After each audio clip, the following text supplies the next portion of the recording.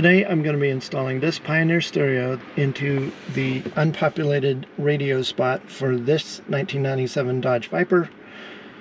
The old stereo just won't play CDs anymore without saying that's mine and I'm not giving it back. And I've had the old radio worked on twice, and the last time they told me basically there was nothing they could do. So I'm forced to upgrade. I am not going to cut the Viper's original wiring. I'm just refuse to do that.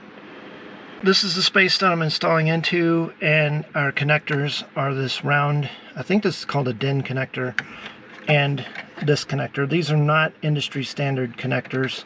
This is obviously the antenna. This is the schematic for an adapter that I'm going to make in this video. It is designed to adapt a modern Pioneer car stereo that you can buy in 2023 to the stock wiring harness of a 1997 Dodge Viper, without having to modify the Viper's wiring in any way. And I do want to make one comment, which is that this circular connector right here, the connections are labeled by the wires that come out of it because it was sold as a pigtail. In order to make this from scratch, you would need to know the pinout, and that pinout can be found on the sticker on top of the factory stereo, and the pinout is right here. Note that the pinout that is shown would be the mirror image of the round DIN connector that's designed to plug into it. This is the connector that came with the Pioneer stereo, and it has a lot of wires coming off of it. Okay, what it has is 4 pairs of wires that are intended to provide power directly to speakers, as shown in this picture right here. These are instructions from Pioneer to show, okay, if you're letting the stereo power the speakers directly, these are the wires you want to connect. Now, on a 97 Viper, an external amplifier, powers all the speakers, the front speakers that are in the doors and the rear speakers in the back, which I guess rear speakers always would be in the back. If I were to leave all these wires in this connector right here and plug it into my Pioneer stereo, there would just be a whole bunch of wires just sticking out that weren't connected to anything, and I'm really not that cool with that. So I've already taken the liberty of popping one of these wires out. Every connector like this, there's always some kind of trick to getting the wires out, and this wire was in here just like this. If you look at this from the side, there's a big part that sticks up and then it kind of drops off, and on this particular type of terminal, there's not a metal prong or anything that locks it in. It's actually a little plastic prong in the connector. If you imagine that this is what's happening inside the connector, imagine that my blade of my screwdriver is a piece of plastic, and here comes this pin. When you slide the pin in, it hooks right there on this connector pin. So your job is to come in, probably from the back, and push that plastic out of the way so the pin can be slid out. I'm going to try this push pin and see if I can do it with that. Now again, I'm kind of going, if you think of the connector as outside and outside, but there's a middle right here, I'm going in the middle, sort of right behind the pin, beside the pin.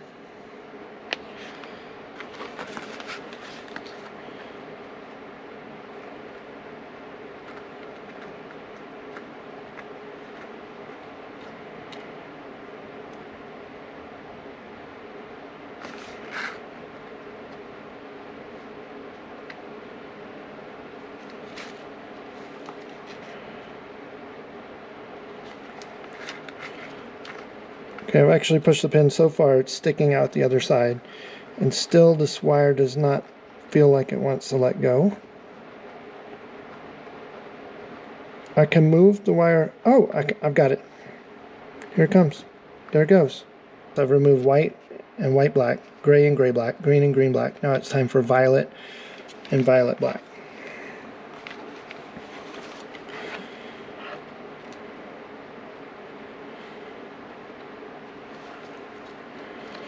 So here I go on the inside, pushing down through, Not using much force, just trying to get it to go all the way through. Wiggling it around.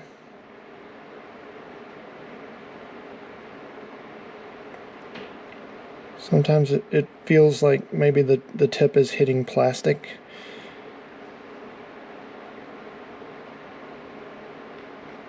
And I'm not pushing real hard, but you know, I used like very moderate force on that. And now I'm going to see he's kind of off to one side in that slot, so I'm going to move him a little bit more towards the middle. And you can actually feel it. You can feel it move over towards the center, and I think that's when the tab is letting go. And right there, the whole thing came out. These are the things you're going to need to do this job. You're going to need a soldering iron, something to strip wires, some solder. This is very fine solder. You're going to need the two adapters that came with the adapter kit. You're going to need this connector that came with the car stereo, and I have de-pinned the speaker wires. And you're going to need a game plan, which is what I'm here to help you with. And you're going to need some heat shrink. Now my thinking is to start with the shortest wires, because then all of the longer wires can be cut and made to match the length of that shortest wire. Okay, I'm going to start out doing some of the pairs. So I'm going to leave the three-way connections for later. Let's start out with the orange wire. This orange wire is about the shortest. So the first thing I'm going to do is remove that. And I'm going to strip about the same amount from this wire right here.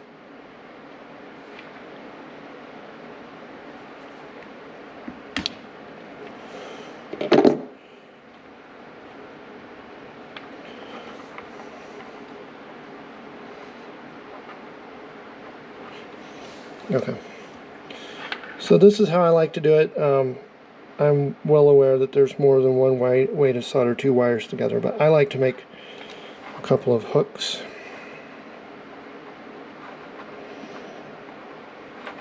Okay, so hook there, hook there. But before you hook it, put some heat shrink on there.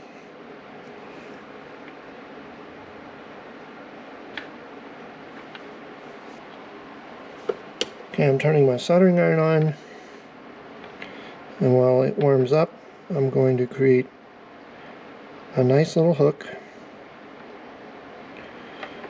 and another nice little hook, and I'm going to hook them together and pinch it, and then I'm going to roll it, and you can see I have a very nice little bond there. I like them to be physically attached to each other as well as with solder.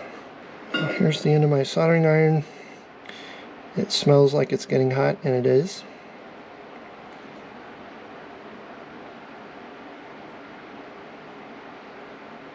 What you want is to get the wire hot enough to where you're melting the solder onto the wire, not just the tip of the soldering iron. That's really the only key to good soldering that there is. Just make sure you're really melting it in there. If I turn this over, how does it look? It looks pretty good, but I don't know. If I see any copper, I like to come in from the other side and put a little bit more. I think it would have been perfectly fine as is, but since I see a little bit of copper, I'm just going to go ahead and just solder it from that side too. Just doing things the best we can. That's how we do things around here. Okay, so now viewed from any angle, it's just silver. It's already touchable. So I'm going to slide that black heat shrink over it. And by the way, the connection I just did here is orange, single wire to orange and white on the schematic. That means there's no three-way connection. So single connection between the Pioneer power cord connector and the purchased stereo adapter. Okay, so now I'm going to shrink that heat shrink. It's my dad's lighter.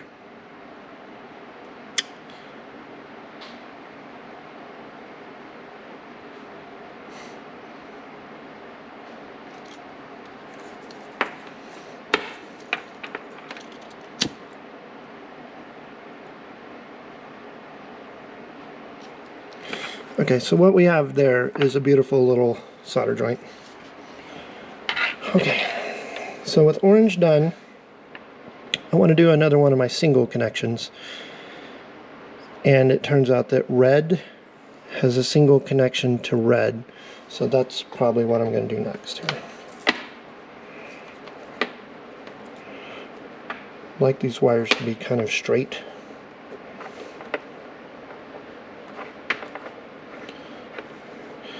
And as you can see, the wires are quite a bit too long.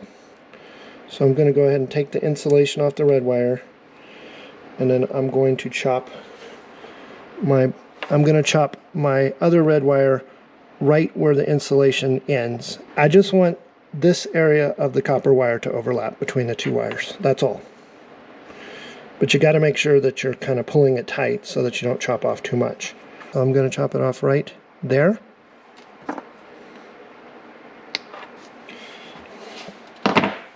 Now, you can see those two wires, they just come together real nicely.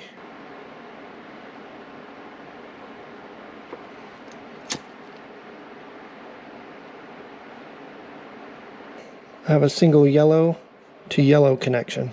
Okay, I think I'll do that one next. It's going to be the full-time power source for our stereo. I've got my soldering iron set to 650 degrees. 650 Fahrenheit.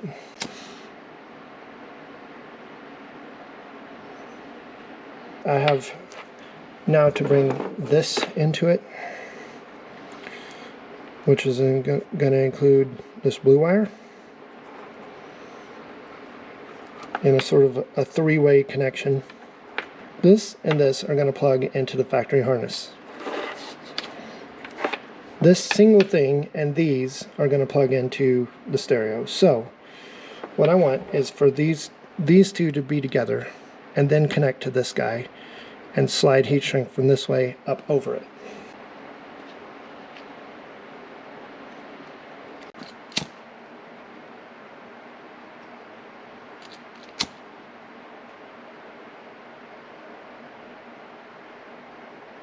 Heat shrink comes in different quality levels, and I highly recommend getting the one that shrinks the most that you possibly can. My colored heat shrink came probably from Harbor Freight and is not the best. It doesn't shrink up as much as some others.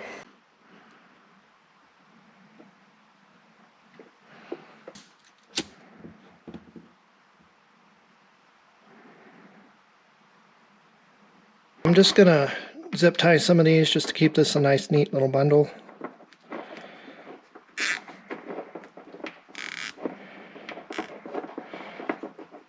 I like to have a zip tie on either side of the heat shrink work that I've done.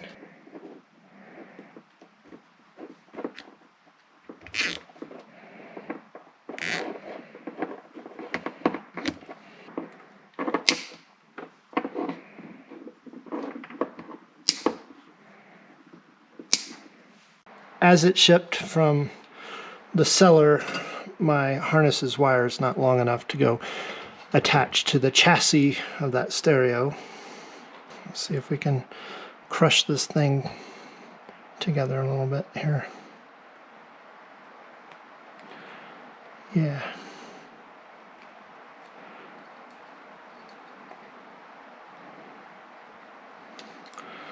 Always taking care not to damage the insulation. That's how we do it.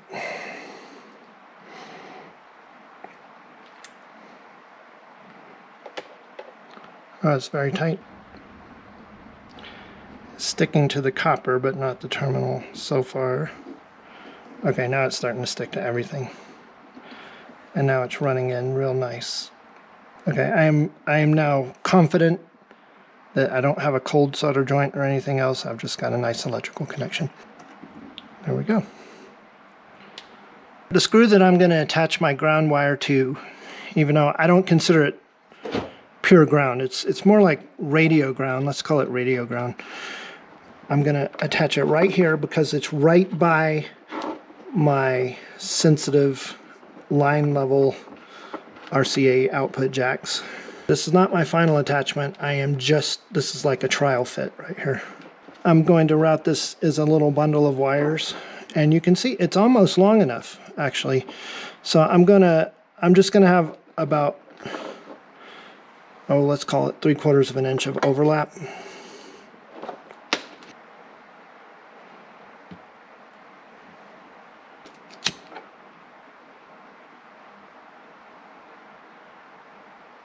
The last part to get my harness kind of ready to use is to go ahead and zip tie these just to keep the bundle neat as long as it can. It may help with installation. It may help keep wires from getting pinched. So what I'm going to do is just keep the sandwich or the stack exactly like it comes out of that connector.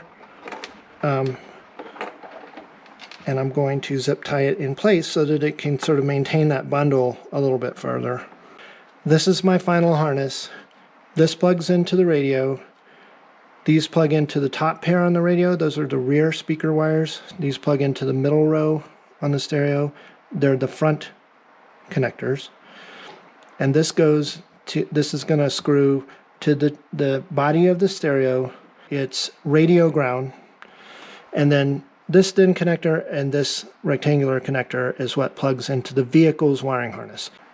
So I'm going to go ahead and hook up all the connections to the stereo and then walk over to the Viper and just hook into the factory wiring harness, and that should be it. So I've attached to the body of my stereo very tightly, and here are the remaining connections. I've got the middle row. There's a little F between them, so that's the front speakers, which is the shorter wires on this harness.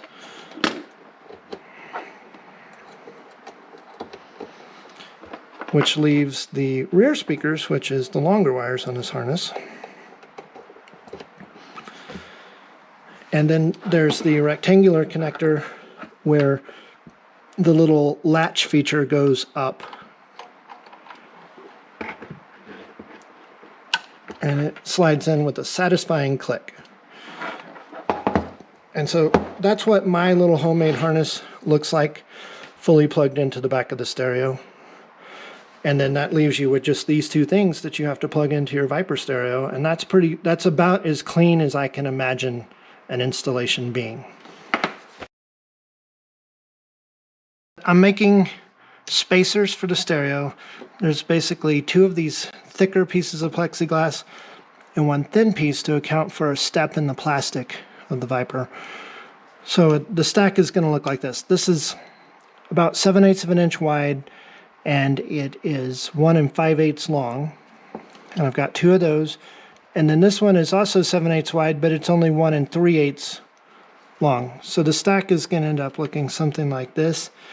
Hope you can see that there's a little step there. This is the Gorilla super glue that I'm using.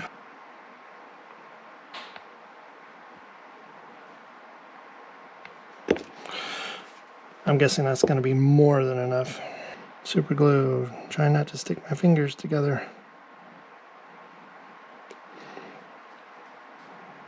Is this going to be clear? Looks like it could end up clear.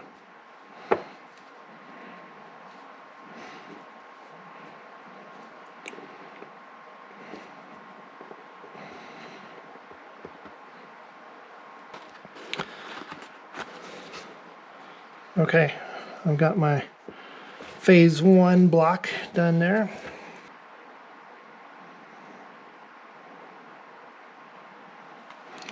All right.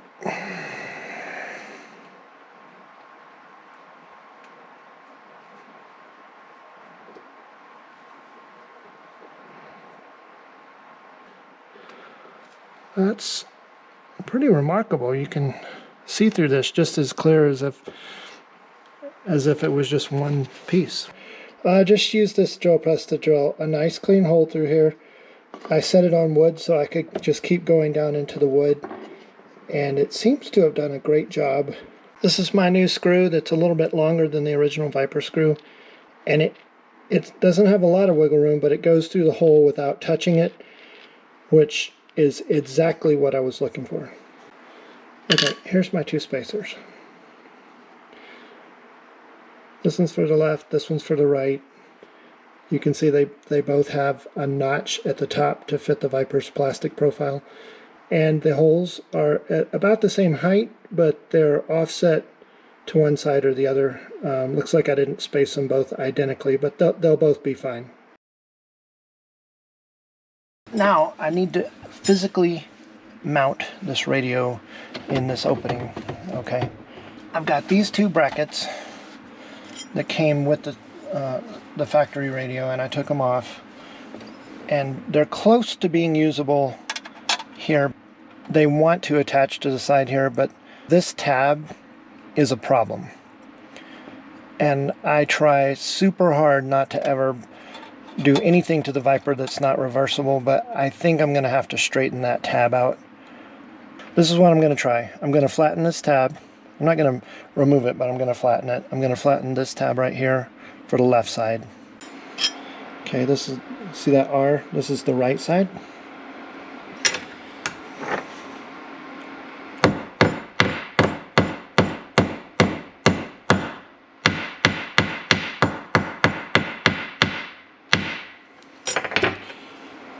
Couldn't be helped.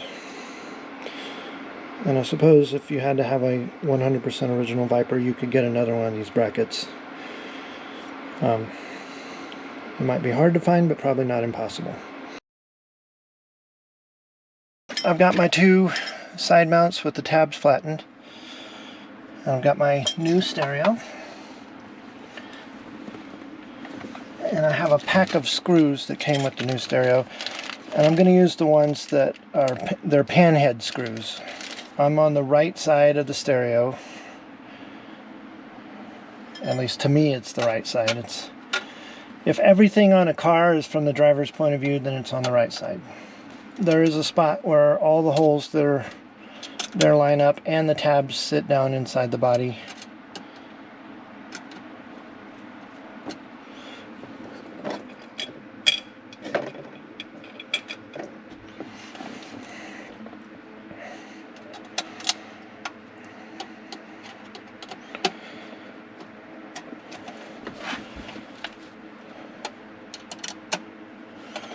Okay, there's basically no adjustability here, so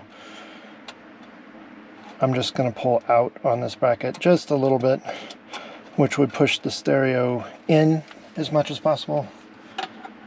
And I'm only doing that so that the two sides are consistent. Those two screws are tight. Now I'm going to do the left side bracket. See, so he should go on just like that, and he does. I'm putting these screws pretty tight because I don't want them to come loose.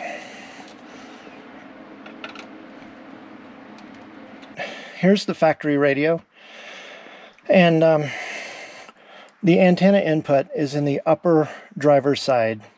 So the antenna wire, and I don't know how it's routed, but it's designed to plug into the upper driver's side, and it's coming from this side. And this new Pioneer has it plugging into the lower passenger side. So you're asking for about 6 more inches, and that's more than that antenna wire wants to give. To solve my problem of the antenna being too short, I have bought this 6-inch antenna extension cable. It has a right angled end just like the original one, which should help with clearance in the back. I think that's more than 6 inches. Okay, so here we are with everything connected. And basically, there's a pocket right here. I'm going to tuck everything down into this pocket. I wanted to show how these spacers that I've made are going to fit in here. You have to be very careful when you're inserting these because there's nothing to keep them from sliding out to the sides and dropping down into a place that's very hard to get to. And this is the one for this side.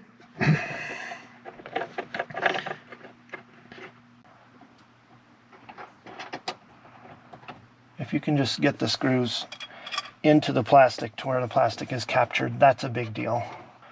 And now it's more or less just a matter of feeling around with the screw for the hole.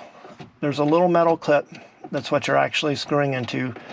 The metal clip is attached to plastic, and that's why it would not be correct to call it a ground clip. It is just a metal clip. By making big old spacers that go behind these tabs, the force is spread out over a bunch of plastic. I've got the included surround that came with the stereo on it.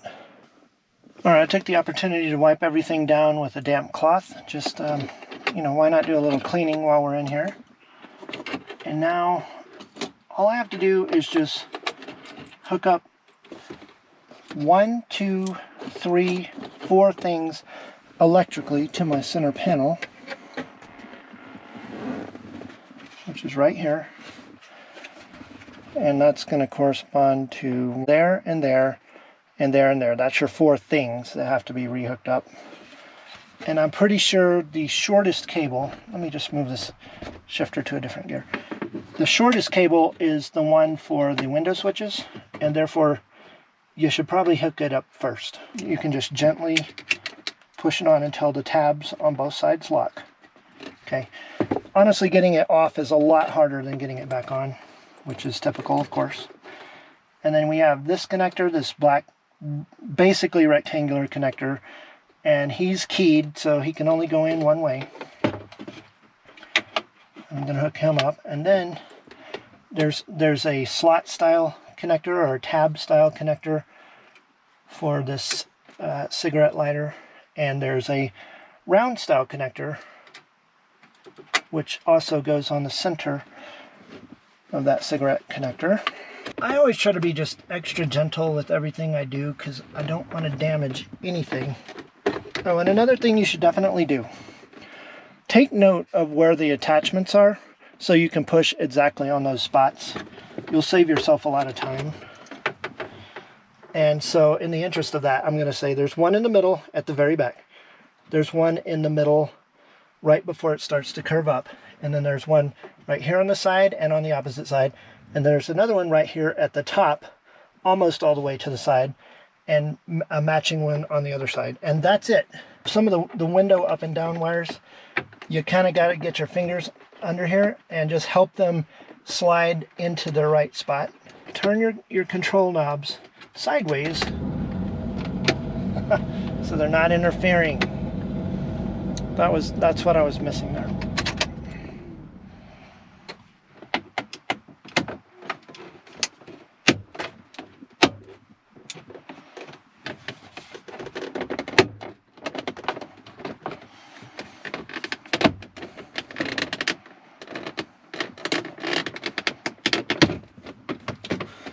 That's it.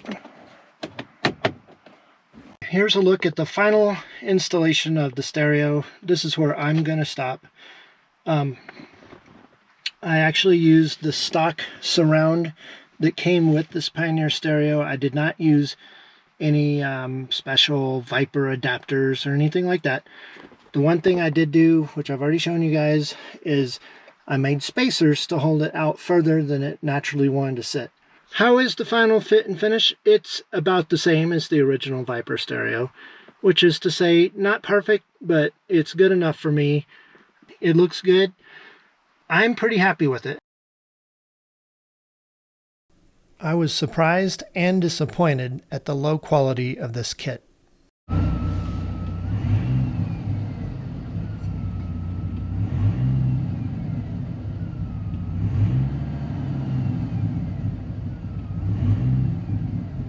You need to find a way to disconnect your battery before you start working on replacing your car stereo.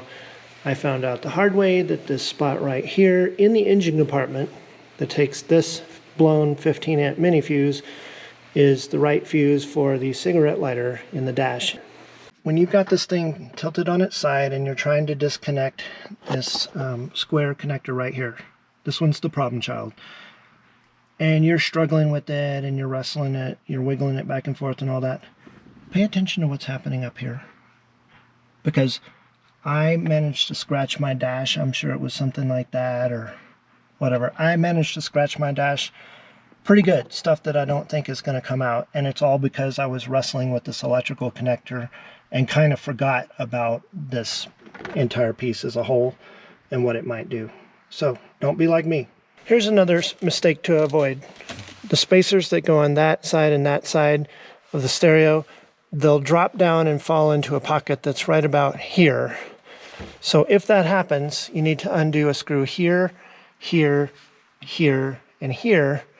Take this panel down just a little, and then you can slip your hand up in here and grab the spacer and try again. Another mistake that I am guilty of making repeatedly is going ahead and installing this panel right here before fully testing the car stereo.